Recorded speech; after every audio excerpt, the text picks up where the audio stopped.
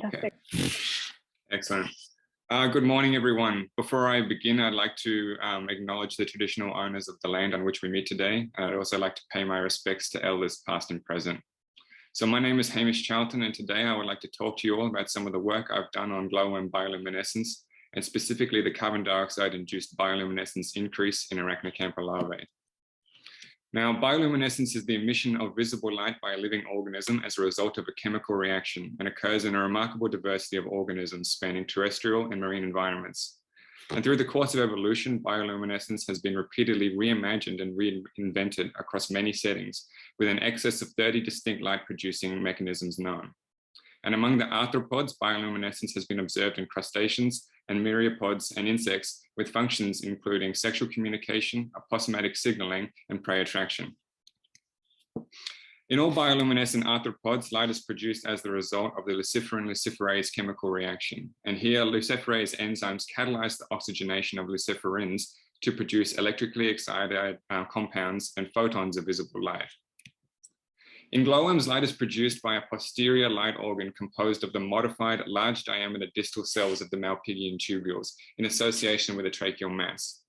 Now, a single nerve runs from the terminal abdominal ganglion, the TAG, separating into neural processes that innervate the photocytes of the light organ. The lateral and ventral surfaces of the light organ are covered by a mass of tracheoles, which take on a silvery appearance and are visible through the cuticle. And we see it as R here and LO just in figure B. The tracheal layer is closely associated with the photocytes, suggesting that access to oxygen is a critical factor in bioluminescence, just as it is in fireflies. Now, the regulation and production of light by Arachnocampa is less well known than in fireflies. So the prevailing model for bioluminescence regulation in Arachnocampa was that bioluminescence is actively repressed when larvae are not glowing, such as under daylight or when disturbed, and that the repression is released under darkness. Evidence for the repression component has come from ligation and gas experiments.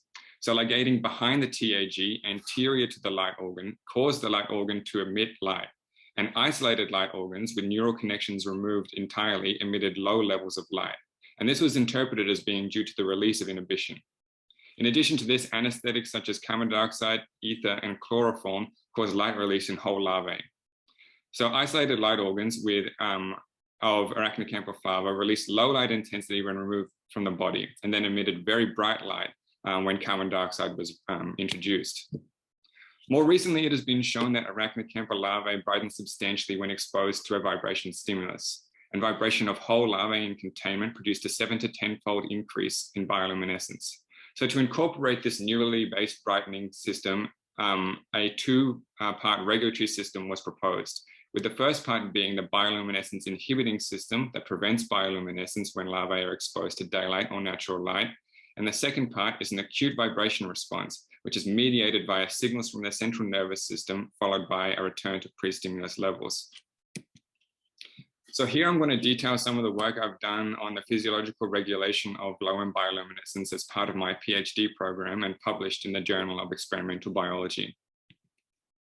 So this project aimed to explore the physiological and morphological mechanisms of bioluminescence regulation in Arachnocampa by exposing them to a range of anesthetic, atmospheric, and vibration-based stimuli and examining the consequent responses. So firstly, to investigate the effect of carbon dioxide, live larvae were pinned to a wax dish and imaged for 15 minutes at a rate of 1 photo per minute, before exposing larvae to carbon dioxide for 1 minute and then imaging for a further 15 minutes. Very low levels of light were emitted by the larvae before treatment, but this output did not register on the scale that shows the subsequent responses to carbon dioxide. And this indicates that carbon dioxide does indeed produce a bright bioluminescence response. Next, to have a look at the light emission when no direct connection between the brain and the light organ exists, larvae were ligated with a silk thread at 2 different locations. Firstly, behind the head, and secondly, just anterior to the light organ, and then the light organ containing region separated by cutting anterior to the ligation. The light organ sections were then placed under saline and exposed to carbon dioxide using the same method as I just described. So ligated head removed larvae and ligated light organ isolated larvae both displayed increases in bioluminescence intensity when exposed to carbon dioxide in the airspace. And what this shows is that carbon dioxide the response does not need the brain or an intact nervous system.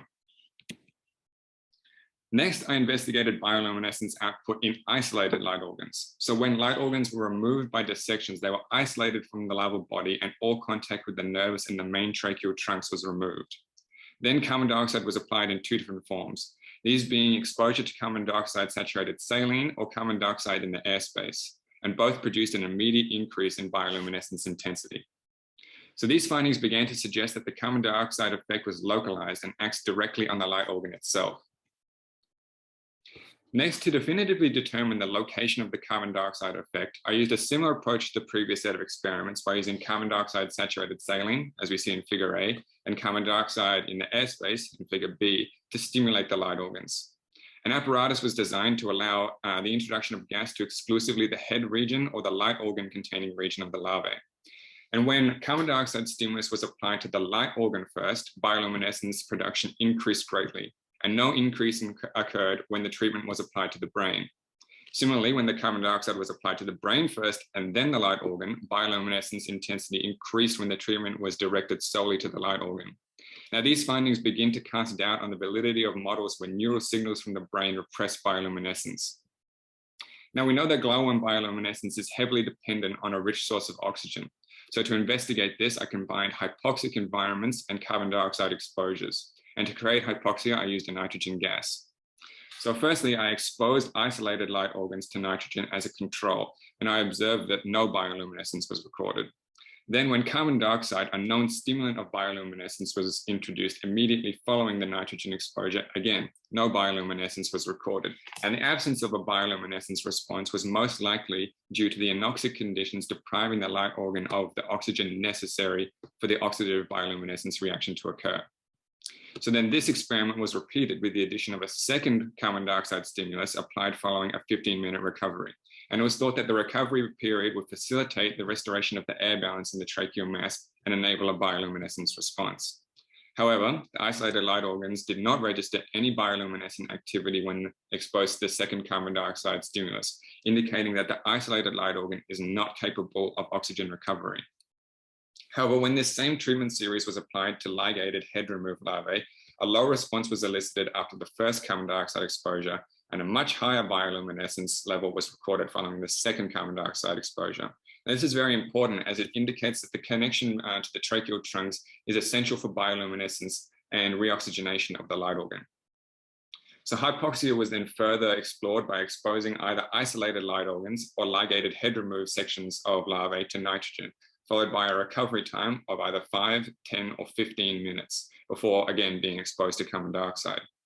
In all cases, light was released upon exposure to the carbon dioxide pulse, and the recovery seen in larvae is attributed to the reoxygenation of the tracheal lumen during the recovery period, and suggests that available oxygen is consumed during the carbon dioxide-induced bioluminescence.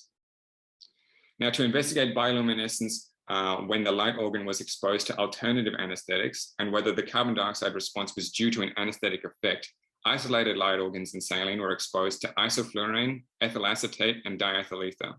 And what we see is that none of the treatments produced bioluminescence responses at levels comparable to that induced by carbon dioxide, which is in contrast to what was previously discovered. Now, the outcome also suggests that the carbon dioxide-induced elevation of light is not due to a general anesthetic effect. Now, exposure of larvae to vibration is known to produce significant increases in bioluminescence output. And to investigate the vibration response, 2 haptic motors were attached to the sides of the aquarium where I keep the glowworms and operated using a programmed Raspberry Pi. Larvae exposed to vibration at frequencies of 1 pulse per hour, 1 pulse per 30 minutes, and 1 pulse per 15 minutes, as we see in figure A, B, and C, showed acutely elevated light responses to the vibration stimulus. The bioluminescence outputs peaked following vibration and then exponentially returned to approach pre-stimulus levels. Acute responses followed by declines were not seen when the treatments occurred less than 15 minutes apart in D, E, and F.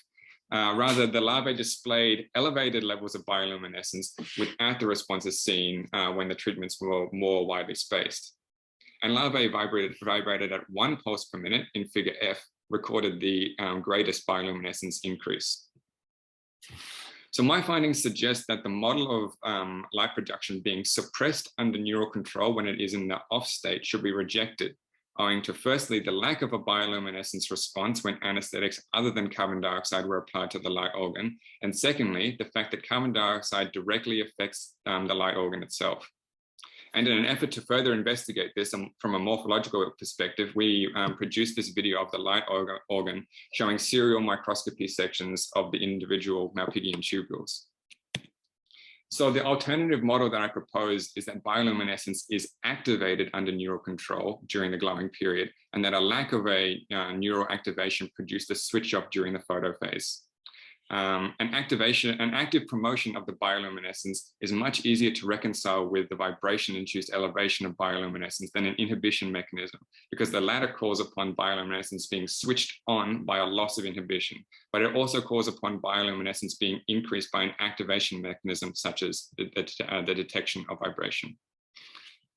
Thank you. Thank you so much, Hamish. That was fantastic. So we do have about 3 minutes of questions, if anybody would like to post them in the chat.